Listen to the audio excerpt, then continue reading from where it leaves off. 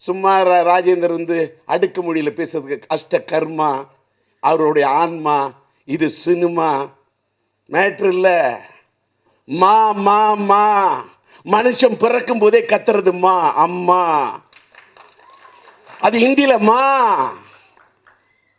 மா, அது இந்தியில மாடு கூட பிறந்தா கன்று கூட மா மா, அது கூட கத்துது.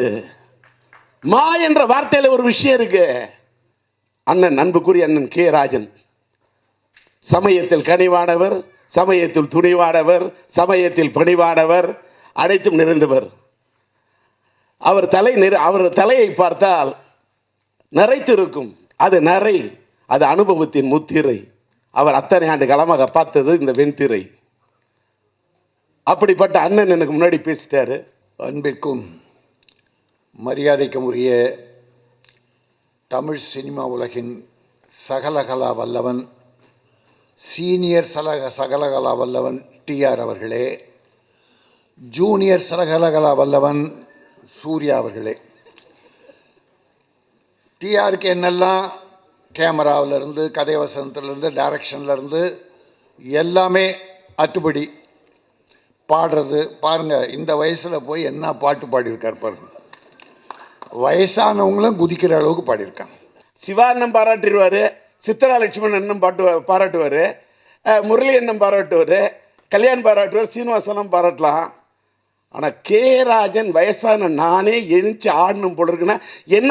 இது குழந்தை பாலிடும் தாலாட்டு, இது இரவு நேர பூபாலம், இது மேற்கில் தோன்றும் உதயம், நதிகள் இல்லாத ஓடம் என்று தமிழை உச்சரித்த நீயா? லட்டு போல சிட்டு கிடைச்சா தட்டலாமா?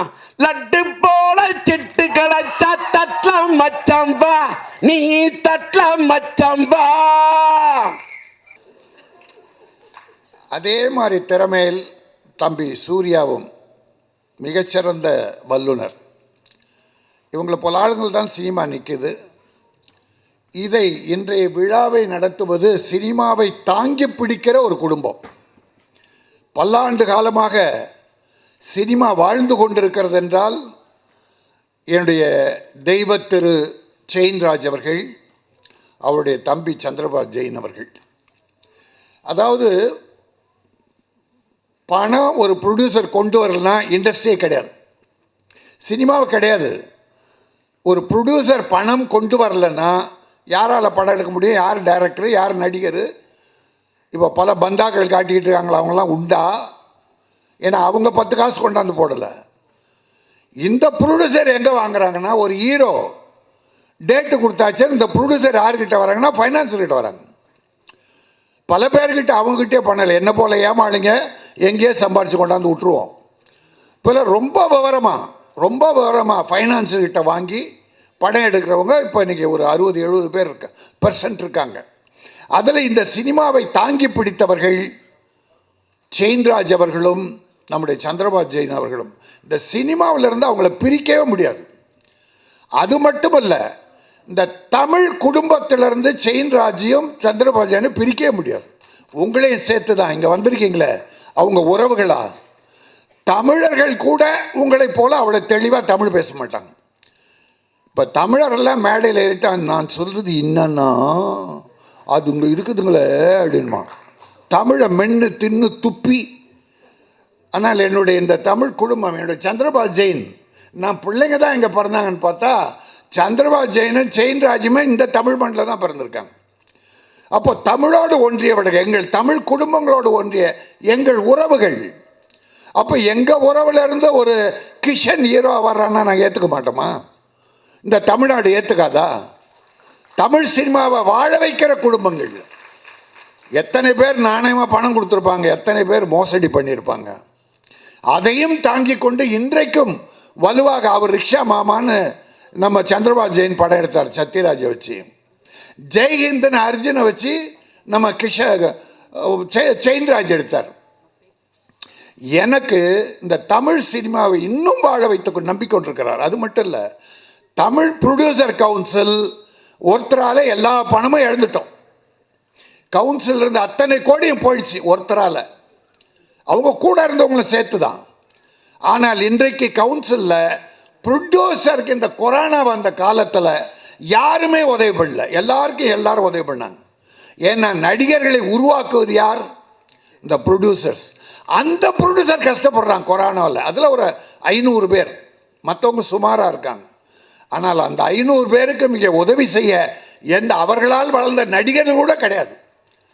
சந்திரபாபு ஜெயின்ஜி எங்கள் ப்ரொடியூசர் கவுன்சிலில் 10 லட்ச ரூபா கொடுத்து இந்த பொங்கல் தீபாவளி எங்கள் உறுப்பினர் கொண்டாடினாங்கன்னா எங்கள் சந்திரபாபு கொடுத்த பணம் நன்கொடை 10 லட்ச ரூபா கொடுத்து எல்லாருக்கும் பொருள் வாங்கி கொடுங்க, வேட்டி சட்டை புடவை சில தீபாவளி சாமான்கள், அதையெல்லாம் கொடுத்து இன்னும் கொஞ்சம் பேர் கொடுத்துருக்கலாம். அதில் அதிகமான முதல் நான் கொடுக்குற இந்த தீபாவளி எல்லாரும் கொண்டாடட்டும் என்று கொடுத்தவர் சந்திரபாபு ஜெயின். பல தயாரிப்பாளர் கஷ்டம். தயாரிப்பாளரில் இந்த டப்பிங் முன்னாலே பணம் வேணும்னு சொல்லுவாங்க எல்லாரும். ஏன்னா ஏமாத்துருவான் ப்ரொடியூசர். இதில் ஏமாறுறவன் ஏமாந்து நடுத்தரில் போகிறவன், இப்போ பள்ளத்தில் விழுந்து சாவறவன் எல்லாம் ப்ரொடியூசர் மட்டும்தான். கூட ஃபைனான்ஸில் சேர்ந்து. ஏன்னா ஒரு ப்ரொடியூசர் பாழாகிறான்னா ஃபைனான்ஸோட பணமும் கொஞ்சம் போயிடுது கூட, அவங்கள விட்டு கொடுக்குறாங்க. இன்றைக்கி நான் அப்படி தெரியாமல் ஃபைனான்ஸ் பண்ணி தான் ஒரு 6-7 பேர் நான் ஆப்படிக்கிறான். நான் படம் எடுத்த எல்லாம் போகுதுன்னு பார்த்து ஃபைனான்ஸ் பண்ணலான்னு சந்திரபாபு ஜெயினை வச்சு கொஞ்சம் ஒரு 10 கோடி ரூபாய் கிட்ட ஃபைனான்ஸ் கொடுத்தா நல்லவன் ஒரு 6-7, அது இப்போ வச்சுக்க மாட்டேன், அது இருக்குது, எனக்கு அந்த பணம் வேணாம்.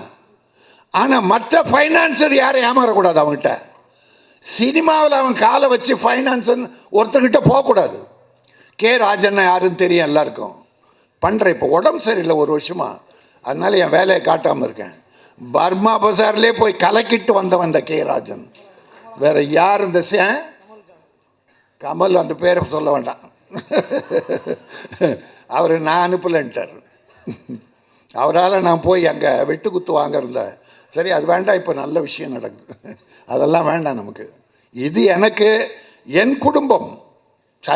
சந்திரபாபு ஜெயின்ராஜ் சந்திரபாபு ஜெயின் நம்ம குடும்பம்.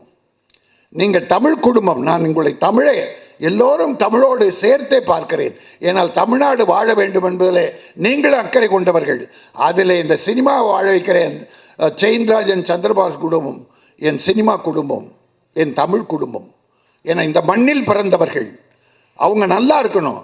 அதில் ஒரு ஹீரோ வரான்னா செம ஸ்டைலாக இருக்க கிஷன், நீ ஸ்டைலாக அந்த டான்ஸ் பண்ணும்போது, அதுவும் எங்கள் டிஆர் பாடின பாட்டு நல்ல, அதாவதுங்க நடிப்பு ஈஸியாக பண்ணிடலாம், அழலாம், சிரிக்க வைக்கலாம், எல்லாம் பண்ணலாம். டான்ஸ் பண்ணுறது கஷ்டம். டான்ஸ் எங்கள் ராஜேந்தருக்கு தெரியும், சூர்யாவுக்கு தெரியும். டான்ஸ் பண்ணுறது தான் கஷ்டம். அந்த டான்ஸ் ஈஸியாக வந்துடுச்சு, ப்ராக்டிஸ் பண்ணியிருப்பார். அப்புறம் ஹீரோ எல்லா அமைப்பும் இருக்குது கிஷன் கிட்ட. ஒரு ஹீரோ, இப்போ பல ஹீரோவுக்கு அது இல்லை, அதிர்ஷ்டம் மட்டும்தான் இருக்குது. அதிர்ஷ்டம் இருக்க வர்றாங்க, வர தப்பு இல்லை, அதனால் மக்கள் ஏற்றுக்கிறாங்க. அதில் எல்லாமே இருக்குது எங்கள் கிஷன் கிட்ட. ஒரு நல்ல ஒரு ஹீரோவுக்குரிய அத்தனை அம்சமும். யாராவது லவ் பண்ண பார்க்காதீங்க. ஆமாம், இப்போவே அவர் பார்த்து சைட் அடிப்பாங்க, கவலைப்படாத. நமக்கு எய்ம் வரணும், ஹீரோ வரணும், எங்கள் குடும்பத்தில் ஒரு கிஷன் வரணும். அடுத்து வந்தால் நான் படம் எடுப்பேன். நீ வா, ப்ரொடியூசரை காப்பாற்று, ப்ரொடியூசரை காலி பண்ணணுன்னு மட்டும் நினைக்காதீங்க. இப்போ நல்லா இருக்கலாம், பின்னால் கஷ்டம் வரும் உங்களுக்கு. டைரக்டர் விஜய் தமிழ்ச்செல்வன், விஜய் வெற்றி, தமிழ் அழகு மிக்கது, தமிழ்தாய், செல்வம் நிறைந்தது. ஆக அசிஸ்டன்ட் எங்கள் கிஷன் கிட்ட கிடச்சிருக்காரு. அப்புறம் கிஷன் பற்றி சொன்னார், அவரே பார்த்தா ஸ்பாட்டில் வேலை பார்த்தாருன்னு. எனக்கு உடனே ஞாபகம் வந்தது ராமாநாயுடு படத்தில் ஆக்ட் பண்ணேன் நான். ரஜினி சார் ஹீரோ, கொடி பறக்குதா, குகநாதன், தனிக்காட்டு ராஜா, குகநாதன் டைரக்ஷனு, ரஜினி சார், எல்லா ஆர்டிஸ்டும் இருப்பாங்க. ஒரு சாங் எடுக்கிறாங்க சார், ஒரு 1000 பேர். அந்த ராமாநாயுடு ஒரு முதலாளி மாதிரியே இல்லாமல், இந்த 500 பேர்கிட்ட மம்முட்டி கொடுக்கணும், 1000 பேர்கிட்ட கெட்டப்பரை கொடுக்கணும், லேட் ஆகுதுன்னு அவரே வந்து எல்லாருக்கும் எடுத்து கொடுத்தாரு. ஒரு ப்ரொடியூசர் அது செய்யணும். நம்ம இந்த ப்ரொடியூசர் யார் கையில் நம்பி ஒப்படைக்கூடாது. அதுக்கு தான் ஆளுமை திறன் ப்ரொடியூசர் இருந்தால் படம் எடுக்கவா, இல்லைன்னா உன்னை ஏமாத்திடுவாங்க. ஒவ்வொன்றுத்திலும் கமிஷன் வைப்பானுங்க. நாம் ஏழை ஆகிடுவோம், அவன் பணக்காரன் ஆகிடுவான். இதான் நடக்குதுங்க. அதனால் கிஷன், உன்னுடைய அற்புதம். நீ வா, நீ நல்ல ஒரு குடும்பத்திலேருந்து வந்திருக்க, நீ ஹீரோ வருவ. அவர் அதில் வில்லனா சூர்யா ஆக்ட் பண்ணுவார். அதுதான் பேசிட்டு சரியாக செட்டப் சரியாக அமைஞ்சு போச்சு. என்ன அடுத்த ஒரு படம் சந்திரபாஜி அதுக்கு பண்ணுங்க. ஏன்னா விஜயே முதல் 2 படம் ஃபெயிலியர். நீங்கள் இப்போ பார்க்குறீங்களே விஜய் ஹீரோ, பெரிய ஹீரோ, சூப்பர் ஹீரோ. அவரே அவங்க அப்பா பெரிய டைரக்டர், ஹிந்திலெல்லாம் பண்ணவர் எஸ். சந்திரசேகர். விஜயை போட்டு எடுக்கும்போது 2 படம் ஃபெயிலியர், சரியா இல்லை. 3வது படம் என்ன பண்ணுறாரு, விஜயகாந்தை கூப்பிட்டு அவருக்கு தம்பியாக போட்டு அந்த படம் சக்ஸஸ். அதுலேருந்து விஜய் ஒரு தனி ஹீரோ வர்றார். இந்த படம் எனக்கு நம்பிக்கை இருக்குது. விஜய் நீ ஒரு விஜய், இந்த படம் நல்லா இருக்குது, எல்லாரும் ஏற்றுக்கொள்ளக்கூடிய ஒரு படமாக இருக்குது. பார்த்தோம், டெய்லர் பார்த்தோம், நல்லா இருக்குது. சாங் செமையாக இருக்குது. ஒரு செமையான ஒரு ஹீரோ, செமையான சாங் பண்ணியிருக்காரு. அதனால் இந்த படம் சக்ஸஸ்ஃபுல் வரும். வந்து அடுத்து ஒரு படம் இன்னொரு ஹீரோவோட நம்ம சூர்யா மாதிரி ஜாயின் பண்ணி பண்ணும்போது இன்னும் பெரிய சக்ஸஸ் கிடைக்கும். அதுக்காக சொல்கிறேன், அதுக்காக இன்னும் பெரிய வெற்றியை நோக்கி போக வேண்டும். ஏன்னா இது சினிமாவை காத்த, சினிமாவை தாங்கி நிற்கிற, சினிமாவின் கஷ்ட நஷ்டங்கள் தெரிந்த செயின்ராஜ் சந்திரபாஸ் குடும்பம். அதனால் எனக்கு சந்திரபாஸ் அந்த நேரம் இல்லை, சொல்ல வேண்டாம். எங்கள் தலைவான ஒரு படம் எடுத்துகிட்டு எங்கள் ஆளை கவுத்தாங்க பாருங்கள். ஒரே ஒரு நாளில் கவுந்து போச்சு. 15 கோடி லாபத்தில் இருந்த சந்திரபாஜியின் ஒரு தலைவர் ஒரே நைட்டில் பொய்யான பிரச்சாரம் பண்ணி 15 கோடி அடுத்த நாள் லாஸ். எப்படித்தான் தாங்கினாரோ எங்கள் ஆள். நான் பல இங்கே பேச போகிறதில்ல, ஏன்னா இது இவங்களுக்கெல்லாம் பிரச்சனையாகக்கூடாது. அது எது பிரச்சனைனாலும் எனக்கு வரட்டும், நான் பார்த்துக்கிறேன். நிறைய நன்றி, வணக்கம். இந்த படம் வெற்றி பெற வேண்டும். மக்கள் தியேட்டரில் படம் பார்ப்பாங்க. உன்னோட பெரிய வாழ்க்கை கிடைக்கும். கிஷனுக்கு ஒரு பெரிய ஹீரோ சான்சஸ் தொடர்ந்து வரும். நன்றி, வணக்கம். தெய்வமாக இருக்கிற எங்கள் செயின்ராஜ் அருள் புரிவார். நன்றி, வணக்கம். காதலில் தோற்றவர்களுக்கு தன் படத்தால் பாடலால் வாழ்க்கை கொடுத்தீர். வாசமில்லா மலருக்குள்ளும் வசந்தத்தை தேடியவர். ஒருதலை ராகமாய் காதலை சுவாசித்தீர். தன்னம்பிக்கையின் கலங்கரை நீங்கள். தமிழகத்து தங்கைகளின் தங்க அண்ணன் நீங்கள். வாலிப வயதினருக்கும் பெரும் வடிகால் நீங்கள். நீங்கள் தலை கோதும் அழகை கண்டு பரவச பயணமானவர் பலர். நீங்கள் பேசும் கவிநடையே உங்கள் தனிநடை. அன்று வசந்த கீதம் வாய்ப்பு தந்தவருக்கு இன்று வாசல் வந்து வாழ்த்த வந்தது உங்கள் பெரும் குணம். திரையுலக அஷ்டாவதனி.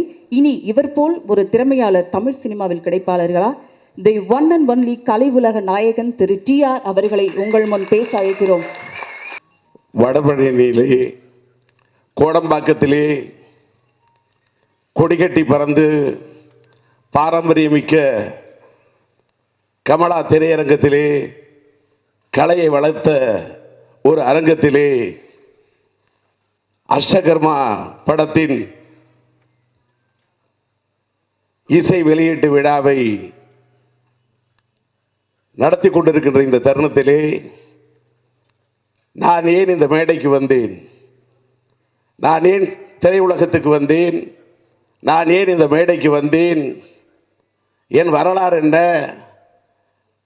மயிலாடுதுறை AVC கல்லூரியிலே படித்தது வரலாறு. 1979 புறப்பட்டு ரயிலேறி வந்து படித்த இடம் AVC கல்லூரி. எனக்கு நான் படித்த இடமும் AVC கல்லூரி, எனக்கு பிடித்த இடமும் AVC கல்லூரி, நான் படம் பிடித்த இடமும் AVC கல்லூரி என்று மயிலாடுதுறையிலே பிறந்து வளர்ந்து ரயிலிலே தவழ்ந்து திரையுலகத்துக்கு வந்து அண்ணன் இங்கே அத்தனை பேரும் பேசினார்கள். என் வரலாறை அவர்கள் சொல்லுகிறார்கள். ஆனால் என்னை அழைப்பதற்கு முன்னால் தினமலர் பத்திரிகைகளை பணியாற்றுகின்ற காலத்திலிருந்து எனக்கு தெரிந்த கவிதா, மேடைக்கு வா, ராஜேந்தர் அவர்களே, தமிழே வா, வந்து கவிதா கவிதா, இனிய உரைத்தா, பேச்சைத்தா, உன் கருத்தைத்தா, உன் எண்ணத்தைத்தா, உன்னுடைய இசையைத்தா, உன் பாடலைத்தா, உன் உணர்வைத்தா, இவர்களுக்கும் உமக்கும் இருக்கும் உறவைத்தா, வார்த்தையைத்தா, கிஷனுக்கு ஒரு வாழ்க்கையைத்தா, அன்பைத்தா, அரவணைப்பைத்தா என்று தா என்று கவிதா அழைத்தார். இந்த மேடையில் ஒரே ஒரு இது, கிஷனுக்கும் இந்த மிஷன் என்டர்பிரைசஸ்க்கு முதல் வாழ்த்து. இப்படி ஒரு மேடையில் ஒரு தமிழ் பேசக்கூடிய ஒரு தமிழ் பெண்ணை வண்ணத்தை பார்க்காமல் தமிழிலே பேச வேண்டும் என்ற எண்ணத்தை முதித்ததற்காக வாழ்த்துகிறேன்.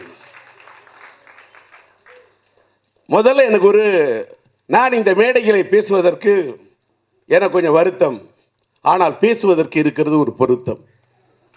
இதுதான் கடைசியில் ஒரு திருத்தம். இந்த விழாவிலே நான் வர மறுத்தேன். தப்பா இருக்கணும், தப்பா நினைக்காதீங்க. நான் எந்த ஒளிநாடா வெளியீட்டு விழாவுக்கும் இசை வெளியீட்டு விழாவுக்கும் செல்வதில்லை என்று முடிவெடுத்து விட்டேன். என்னுடைய இணைய நண்பர் பி.டி. செல்லகுமார் நெல்லை சீமையில் இருந்து புறப்பட்டு வந்த ஒரு தமிழ் புலி. அவருக்காக நம்முடைய இளைய தளபதி விஜய் அவர்கள் நடித்த புலி படத்தின் திரைப்பட அந்த இசை வெளியீட்டு விழாவில் பேசினேன். அதற்கு பிறகு நான் பேசுவதை தவிர்க்கிறேன். ஏன்னு கேட்டால், நம்ம பேசுனா சிலருக்கு வருது பயம், சிலருக்கு வருது, மக்களுக்கு வருதுங்கிறது பயம், பேச்சில் இருக்கிறது நயம், அடுத்தவருக்கு வருது பயம், ஆனால் சிலருக்கு வருகிறது பயம். ஏன் அப்படிப்பட்டதை இடத்துக்கு போகணும்? எனக்கு பேச தெரியுன்ற பேச்செல்லாம் இன்னும் நான் காட்டுற இடத்துல இல்லை, போரும். நான் எந்த மேடைக்கும் போக விரும்பலை. நான் கிஷன்கிட்ட சொன்னேன், நீங்கள் வாழ்த்துக்கள் என்னை பாட வச்சிங்க. எங்கள் வீட்டு பசங்க பாட சொன்னா பாடினேன், உங்களுக்காக பாடினேன், விட்டுருங்க. எழுத சொன்னா எழுதுனேன், விட்டுருங்க. நான் அந்த இந்த படத்தை பாடுறதுக்கு காரணம் ஒரு சென்டிமெண்ட். என் வாழ்க்கையில் ஒரு வசந்தத்தை வீசிய மிஷி புரொடக்ஷன்ஸுடைய என்னுடைய முதலாளி சந்திரபாபு ஜெயின், அந்த குடும்பத்துக்கு அந்த வீட்டு சோறு தின்னவனா, உப்பை தின்னவனா, அந்த உணர்வு இருக்கு, அந்த நன்றி இருக்கு. இன்ன வரைக்கும் அவரை பேர் சொல்லி நான் கூப்பிடவே மாட்டேன். என்னை பொறுத்த வரைக்கும் ஒரு முதலாளி. அந்த குடும்பத்துக்காக தான் நான் பணியாற்ற வந்தேன். என்னை பேச கூப்பிடாதீங்க, நான் பேசுறது இல்லை. அப்போ கிஷன் எனக்கு ஒரு வார்த்தை சொன்னார், நீங்கள் பேச வேண்டாம், மேடைக்கு உட்காந்தாலே போகிறோம், இந்த ஃபங்க்ஷன் இல்லைப்பா, நான் வர்றதில்லைன்னு சொன்னேன். அப்போ சொன்னார், நீங்கள் வரணும், இல்லைன்னா சித்தப்பா விட்டு பேசுவேன். நான் வந்துடுறையா, பேச சொல்லாத, அவர் பேசி அவர்கிட்ட நான் வரமாட்டேன் அப்படின்னு தட்டி கடிக்கக்கூடிய சக்தி எனக்கு இல்லை. நான் அந்த மாதிரி ஒரு கேரக்டர். என்னை எல்லாரையும் புரிஞ்சிக்கவே முடியாது. நான் பேசுறதுக்கு வரல, ஆனால் நான் பேச இந்த மேடைக்கு வந்த பிறகு இந்த கவிதா சொன்ன வார்த்தைகள் என்ன ஒரு மாதிரியா. நான் கிருஷ்ணனை, நீ மேடைக்கு உட்காந்தா போறேன்னு சொன்னீங்க, இப்போ ஏன் பேச சொல்றீங்கன்னு கேட்டேன். டு பி ஃப்ராங்க் வித், உண்மையிலே பாருங்க, தொண்டையெல்லாம் கட்டியிருக்கு. காலையில் ஒரு ப்ரெஸ் மீட்டிங், அவ்வளோ நேரம் பேசினேன். என்னுடைய மீடியா நண்பர்கள் மெய்க்கில் இல்லாமல் நேராக அத்தனை பேருக்கு கேட்குற மாதிரி பேச சொன்னாங்க. தொண்டை ஃபுல்லாக கட்டியிருக்கு, தொண்டை வறண்டு இருக்கு, கரகரன்னு இருக்கு. அடுத்து என் பையனோட பிறந்த நாளைக்கு ரத்த தான ஒரு முகாம், அதில் பேசினேன். மெய்க்கு இல்லாமல் பேசுகிறேன், ஆனால் இங்கே மெய்க்கில் பேசணும். நான் இன்றைக்கி ஈவினிங் பேச போகிறதில்ல, சும்மா தானே வரப்போகிறோம், நம்ம முதலாளி விட்டு ஃபங்க்ஷனுக்கு போகிறோன்னு தான் வந்தேன். வார்த்தை இப்படி சொல்லிவிட்டு இன்றைக்கி மேடையில் பேசணுன்னு கொஞ்சம் ஒரு மாதிரி ஆயிடுச்சு, கொஞ்சம் நெகிழ்ந்துட்டேன். ஆனால் இந்த மேடைக்கு வந்தது நான் பேசுகிறத விட யார் என்ன பேசணுமோ. எனக்கு முன்னாடி என்னுடைய வயதில் மூத்தவர் அண்ணன், அன்புக்குரிய அண்ணன் கே. ராஜன், சமயத்தில் கனிவானவர், சமயத்தில் துணிவானவர், சமயத்தில் பணிவானவர், அனைத்தும் நிறைந்தவர். அவர் தலையை பார்த்தால் நிறைத்திருக்கும், அது நிறை, அது அனுபவத்தின் முத்திரை. அவர் அத்தனை ஆண்டு காலமாக பார்த்தது இந்த வெண்திரை. அப்படிப்பட்ட அண்ணன் எனக்கு முன்னாடி பேசிட்டாரு. அதே மாதிரி இந்த விழாவில் பார்த்தீங்கன்னா எங்கள் முதலாளி தமிழ் திரைப்பட தயாரிப்பாளர் சங்கத்தின் பொருளாளர், தமிழ் திரைப்பட தயாரிப்பாளர் சங்கத்துக்கு இப்பொழுது பொருளாளர், தமிழ் திரையுலகத்துக்கு பல தயாரிப்பாளர்களுக்கு அவர் ஃபினான்ஸை அள்ளி வழங்கிய ஒரு பொருளாளர் என்று மட்டும் அவரை பார்க்க மாட்டேன், அவரை நான் அருளாளராக பார்த்திருக்கின்றேன். அப்படிப்பட்ட மனிதர், நல்ல பண்பான மனிதர். அந்த குடும்பத்தை வாழ்த்த அவருடைய சகோதரர் ஜெயின்ரா ஜெயின் மறைந்து விட்டார். தெய்வத்திரு என்று பெயரை எடுத்து விட்டார், அமரராகி விட்டார். ஆனால் இந்த படமும் அஷ்டகர்மா. ஆனால் இங்கே என்ன நடக்கிறது என்பதை கேட்டுக்கொண்டிருக்கும் அந்த ஆன்மா. அவருக்கு பிடித்ததெல்லாம் சினிமா. இதுதான் உண்மை. சும்மா ராஜேந்தர் வந்து அடுக்கு மொழியில் பேசுறதுக்கு அஷ்டகர்மா, அவருடைய ஆன்மா, இது சினிமா மேட்ரு இல்லை. மா மா மா மனுஷன் பிறக்கும் போதே கத்துறது மா, அம்மா. அது இந்தியில மா மா.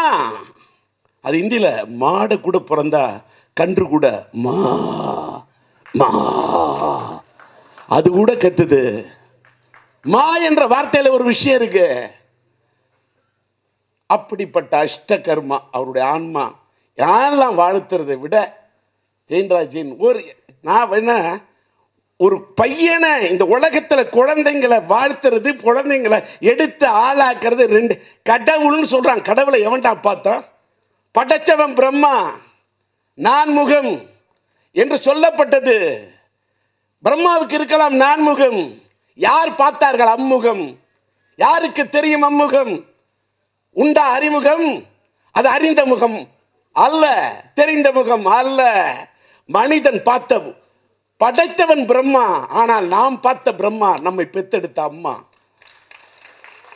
அந்த அம்மாவைக்கு மா பட்டத்தை இசையமைப்பாளர் என்று சொன்னால் சரிகம பதனிசா. அதில் மாவுக்கு பக்கத்தில் பாவை வைத்தான். மா என்றால் அம்மா, பா என்றால் அப்பா. இசையில் கூட மாவும் பாவும் விளையாடும்.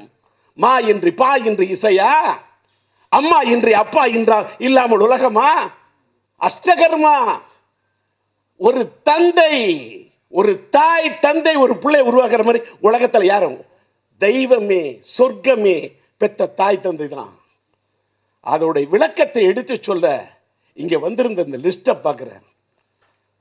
யாருன்னு பார்க்குறேன்? தயாரிப்பாளர் அத்தனை பேர். நான் லிஸ்ட் போட்டுக்கிட்டே இருக்குன்னு சொன்னா பாருங்க, நம்முடைய அம்மா கிரியேஷன். இது அஷ்டகர்மா. இங்க ஒரு மா, இந்த மாவுக்கு சுவை சேர்க்க வேண்டும் ஒரு மா. அதற்காக வந்தது அம்மா. அம்மா கிரியேஷன் சிவா. சிவன் என்று ஏது உண்டா? சிவசக்தி. இந்த நிகழ்ச்சிக்கு வேண்டும் ஒரு சிவசக்தி. சிவா நீ வா என்று அழைத்தவுடன் வந்து விட்டார். அதை போல தயாரிப்பாளருக்கு, எங்களுடைய தயாரிப்பாளருக்கு வளம் சேர்க்க எச் முரளி வந்திருக்கிறார். அதே போல இயக்குனர் கல்யாணம் வந்திருக்கிறார். அதே போல சீனிவாசன் வந்திருக்கிறார். இப்படி தயாரிப்பாளர்கள் எல்லாத்துக்கும் மேல, எல்லாத்துக்கும் மேல நீங்க எல்லாம் பேசுறது ரா. ராஜேந்தர் சுருக்கினால் ரா. மேடைக்கு வந்த பிறகு பேசாமல் இருக்கக்கூடாது. வா ஏ ரா நீ வா என்று அழைத்த சித்ரா லட்சுமணன் தயாரிப்பாளர். இன்னொன்று வானம். காலையில் பொழுது புலர்வதற்கு முன்னால் இருக்கும் வானம். அந்த வானத்தில் கதிர் வேண்டும் என்றால், ஒளி வேண்டும் என்றால் வர வேண்டும் சூரியன். ஏ சூர்யா வா என்று அழைத்தவுடன் வந்த என் இணைய நண்பன் எஸ்.ஜே. சூர்யா. இப்படி இதெல்லாம் நாங்கள் லிஸ்ட்டு போட்டுக்கிட்டே இருந்தா, இந்த தயாரிப்புக்கு நிர்வாக தயாரிப்பாளர் இருக்கக்கூடிய என் இணைய நண்பர் இஸ்லாமிய தோழல்ல என்னோட சகோதரன் மாலிக், எங்களுடைய சென்னை, செங்கல்பட்டு, திருவள்ளூர், காஞ்சிபுர திரைப்பட விநியோக சங்கத்தின் எக்ஸிக்யூட்டிவ் மெம்பர், இசி செயற்குழு உறுப்பினர் வந்தார். நான் இந்த படத்தில் பாடுறதுக்கு ரீசன் அவரும் ஒரு காரணம். என்னை முதல் படத்தில் திரையுலகத்துக்கு அழைச்சிட்டு வந்ததே. இன்ஷா அல்லா, பிஸ்மில்லா, அல்ஹம்துலில்லா, அல்லாஹ் அக்பர், லா இலாஹ இல்லல்லாஹ் முஹம்மது ரசூலுல்லாஹ், பிஸ்மில்லாஹிர் ரஹ்மானிர் ரஹீம். இப்ராஹிம் அவருடைய அன்பால் ஆதரவோட திரையுலகத்துக்கு வந்தேன். மாலைக்கு படத்தில் பாடணும். யார் படம்பா? எங்கள் முதலாளி படம். முதலாளின்ற வார்த்தை, விஸ்வாசத்தின் உருவம். என் தம்பி மாலிக் வந்தார். கம்பெனி பேர் சொன்னார். எனக்கு சோறு போட்ட கம்பெனி மிஷி ப்ரொடக்ஷன்ஸ். பார்த்தீங்களா, சும்மா இதெல்லாம் உணர்வுலாம் சும்மா இது இல்லை. பானை நான் இப்போல்லாம் பாடுறதில்ல. நான் ரொம்ப சம்பளம் வாங்குகிறேன், அதிக சம்பளம் வாங்குகிறேன். என் சம்பளம் உங்களால் கொடுக்க முடியாது. அது இல்லை, இந்த பாட்டை நீங்கள் தான் பாடணுன்னு இந்த இசையமைப்பாளர் சொல்கிறாங்க. யார் இசையமைப்பாளர்? இந்த பசங்க தான் சார் அப்படின்னா இப்படி உள்ளேருந்து வெளியில் 2 பசங்க வரான். இந்த முத்துவும் நம்ம கணேஷும். சரி இது ரொம்ப ஹை பிக்சர், ஏன்டா நான் தான் பண்ணுன்றீங்க, டியூன் என்ன சொல்லு பாடிக்கலாம் அப்படின்னா. நான் இப்போலாம் ரொம்ப சம்பளம் வாங்குறேன்னு அது சொன்னால் அவர் அங்கிள் ரொம்ப சம்பளம் கட்டி இப்போ நிறைய பாட மாட்டேங்கிறாரு. அவர் இந்த ஃபங்க்ஷனுக்கு வரல, அவரை பாட வைக்கிற எனக்கு தெரியாது, எனக்கு அவர் பாடினா இந்த பாட்டு வைக்கணும், இல்லைன்னா இந்த பாட்டு வேணான்னு கிருஷ்ணன் சொல்கிறாரு, அந்த டைரக்டர் விஜய் சொல்கிறாரு, விஜய் தமிழ் செல்வன் சொல்கிறாரு, எங்களுக்கு பாடியே கொடுக்கணும், என்ன சம்பளம் அப்படின்னு சொன்னேன். எங்களால் கொடுக்குறத நீங்கள் வாங்கிக்கணும் அப்படின்னு சொல்லக்குள்ள கம்பெனி வந்து பார்த்தா மிஸ்ட்ரி ப்ரொடக்ஷன்ஸ், அவங்களுடைய குடும்பத்தில் நம்ம இருக்கணும், மிஸ்ட்ரி என்டர்பிரைசஸ். நீங்கள் வேணால் அவரே கேளுங்க கிருஷ்ணன், எனக்கு என்னப்பா கொடுக்குன்னு நினைக்கிறீங்க அப்படின்னா. நாங்கள் என்ன நீங்கள், நான் வாயை திறந்து எனக்கு அவர்கிட்ட நான் சம்பளம் கேட்டு எனக்கு இவ்வளோ தான் வேணும்னு கேட்டேனா? பாருங்க, கேட்கல. நான் ஒரே ஒரு கோரிக்கை தான் வச்சேன், நான் பாடுறேன், நீங்கள் என்ன வேணாலும் கொடுங்க. ஏன்னா என்னை ஒரு காலத்தில் என் மகன் சிலம்பரசன் இன்றைக்கு வளர்ந்து மாநாடுல நடிச்சிருக்கலாம், மாநாடு வரைக்கும் வளர்ந்துருக்கலாம். இன்னைக்கு அவனோட பிறந்த தினம், என்ன பொருத்தம் பாருங்க. மாநாடுல என் பையனுக்கு சிலம்புக்கு மேலே எல்லாம் படத்தில் வில்லனா நடித்த சூர்யா தான் தெரியும். வில்லனா நடிக்கிறதுக்கு முன்னாடியே சூர்யாவுக்கும் சிம்புக்கும் என்ன நட்பு என்ன கொண்டிதுன்னு தெரியும். இந்த படத்தோட லயனை கேட்டதுமே இது இப்படி தான் இருக்குன்னு சூர்யா மாதிரி என் பையன் நடிச்சு காட்டுவான். அது அவர் சூர்யாவுக்கே தெரியும். அத்தனை கேரக்டர் நடிச்சு காட்டுவான். சார் இவர் நடிக்கிறான் சார், இவரை நம்பாதீங்க சார். நான் சூர்யா மாதிரி நடிப்பேன், நான் 110 ஆர்டிஸ்ட் மாதிரி நடிப்பேன், என் பையன் நடிக்க மாட்டேனா? கேமரா ஆன் பண்ணா ஆன் ரெடி, அது நம்ம என்னோட முதலாளிக்கு தெரியும் எந்த கேரக்டரும் அந்த கேரக்டருக்கு எப்படி சொல்லணும்னா, என்னடா என்ன கிண்டல் பண்றியா, மேடையில் நின்றுட்டு தமிழில் பேச முடியாத அவ்வளோ பேசுறியா, ஏமாறாத மாதிரி பேசி காட்டுவேன். அவர் கதை சொல்லும் போதே ஒவ்வொரு கேரக்டராக மாறி ஆக்ட் பண்ணி காட்டுவேன். அப்படி தானே சார் நாங்களாம் வளர்ந்தோம். அப்படிப்பட்ட ஒரு என் பையன் எஸ்ஜே சூர்யா வந்து அந்த படத்தில் நடிக்கணும்னு அடம் பிடிச்சி அந்த படத்தில் நடித்து அந்த படத்தை அந்த சிலம்பரசன் நடித்து அந்த வளர்ந்துருக்கானா என்ன சொல்லுறேன். அந்த சிலம்பரசனை ஒரு வசந்த கீதத்திலே அன்றைக்கே நடிக்க வைத்து நார்த் ஆற்காடு சவுத் ஆற்காடு செங்கல்பட்டு படத்தின் உரிமையை சம்பளமாக அன்றைக்கு கொடுத்த முதலாளி. அவங்க வீட்டு பிள்ளைக்கு அவருடைய இன்னைக்கு ஒரு வாழ்க்கையில் பாருங்க, இந்த படத்தில் ஒரு 2 ஒற்றுமை இருக்கு. கிஷன் ஆளாகணும் என்பதற்காக இந்த அவருடைய ஜெயந்தருடைய புதனூர் பதம் சாரா இருக்கட்டும், அந்த அரிகந்தா இருக்கட்டும், கிஷன் அந்த பிள்ளைகளுக்கு அப்பா இல்லைன்னா அந்த ஸ்தானத்தை நிறைவேற்றி தர வரேன்னு சொன்ன ஒரு சித்தப்பா.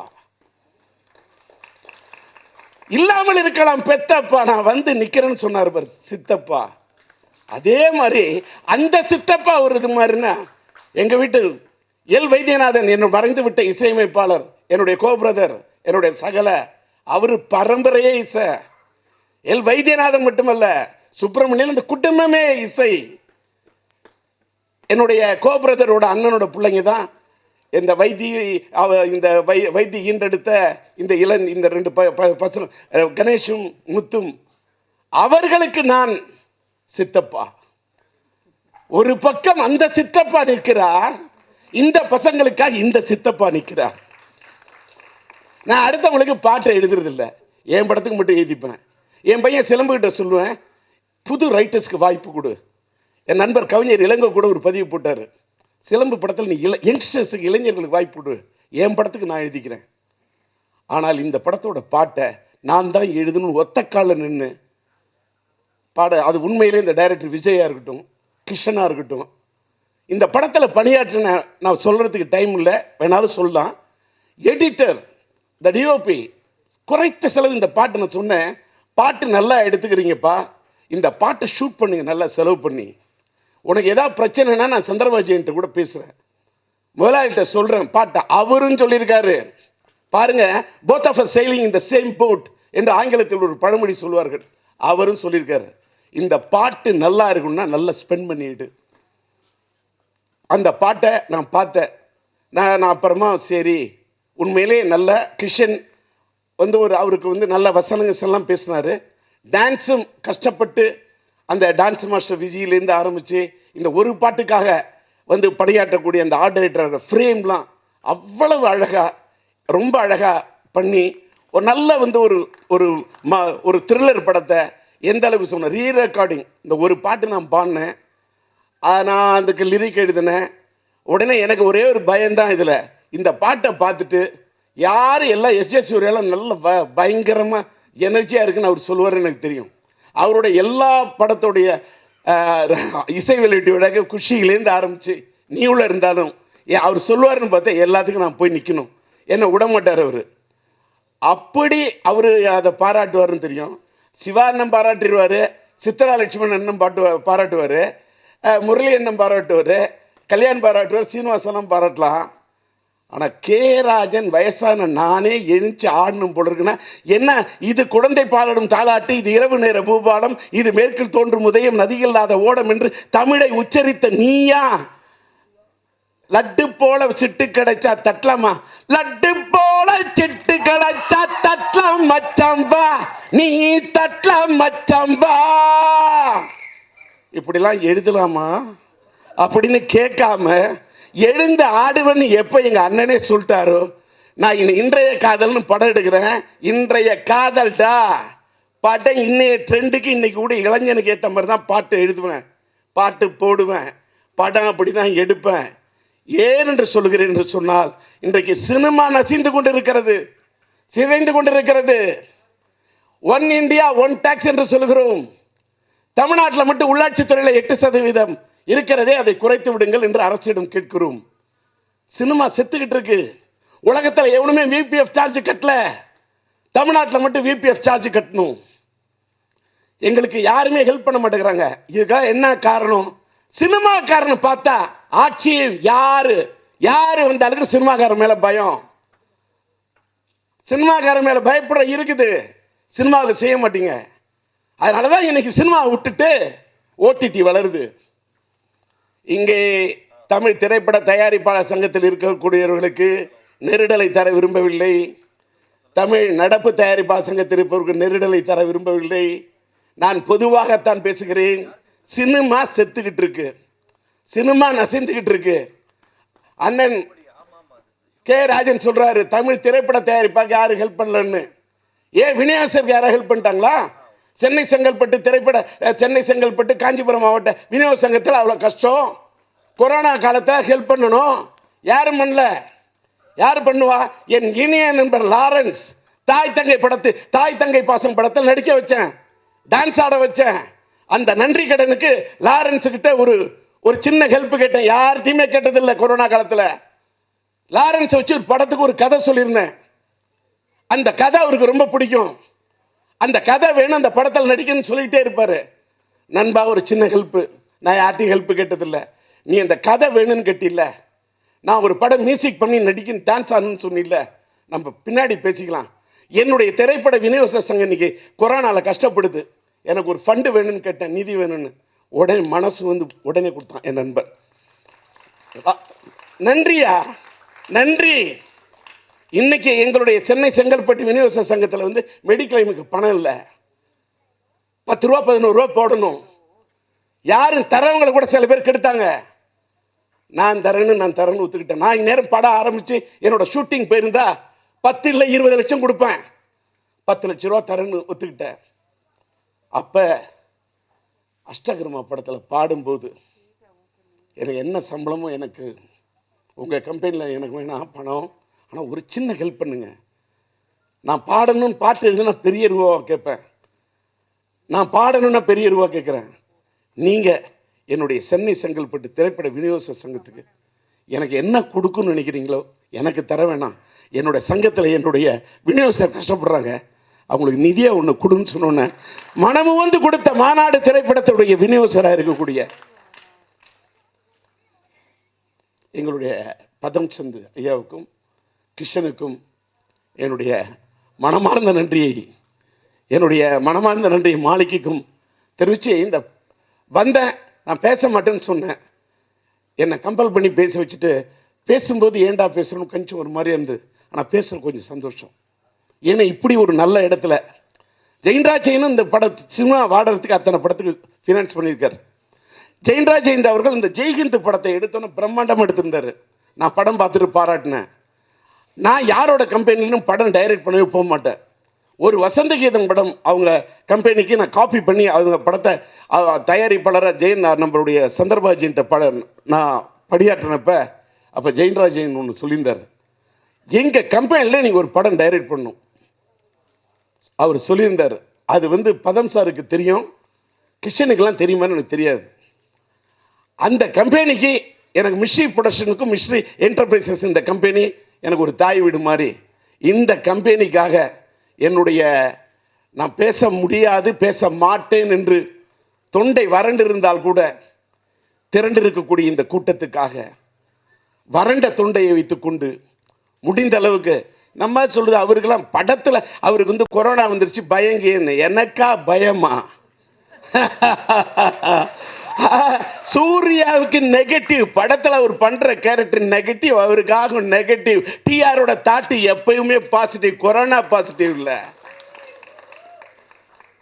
அதனால நான் தைரியமா, நான் எப்பயுமே தைரியசாலி. நான் சித்தனை நம்பக்கூடியவன், நான் கர்மாவை நம்பக்கூடியவன், நான் சினிமாவை மட்டும் நம்பக்கூடியவன் இல்லை. நான் கர்மா இவ்வளோ தொண்டை வறண்டு இருந்தோம், லட்டு போல சிட்டு கிடைச்சா தட்டலாம் மச்சம் வா நிற்கிதா இல்லையா? சாரிரும் மெய்க்கெல்லாம் பாட்டுமா எவ்வளோ தூரம் கேட்கும்? டிஆர் ட்ரம் அடிப்பேன், தம் அடிக்க மாட்டேன். தம்மோட பாடுவேன், தில்லோட பாடுவேன். டிஆர் நிற்கிறதுக்கு காரணம் மூளை மட்டும் இல்லை, முடி. வாழ்க்கையில் எது முடியும் நிற்கிறதுனால தான்.